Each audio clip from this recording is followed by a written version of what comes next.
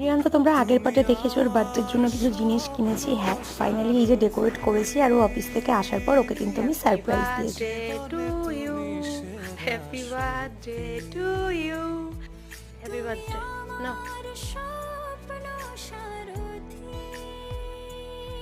প্রিয় মানুষটার জন্য এইটুকু করতে পেরে আমার ভীষণ ভালো লেগেছে। বাকিগুলো তো ধীরে ধীরে তোমাদের সঙ্গে শেয়ার করবই। আর ও ডিউটি থেকে আসার পর তারপর ওকে গিফটটাও দিয়েছি আর সেলিব্রেশনটাও করেছি।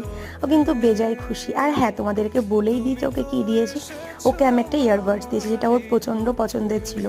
আর ডেকোরেশনটাও মোটামুটি যতটা পেরেছি নিজের মতো করে করার চেষ্টা করেছি, কারণ ভালোবেসে যেটুকু করবো আমার মনে হয় সেটাতেই খুশি। আর ও প্রচণ্ড খুশি হয়েছে, মানে ও ভীষণ সারপ্রাইজ হয়ে গেছে। তো তোমাদের কেমন লাগলো জানিও। তো এই কেক টেক কেটে আমাদের শুতে শুতে অনেকটাই রাত হয়ে গেছিলো। পরের দিন সকালে তো আরও অনেক আয়োজন ছিল। তো তোমাদের মিনি ব্লগটা কেমন লাগলো জানিও। দেখা হবে নতুন কোনো ভিডিওর সঙ্গে। টাটা।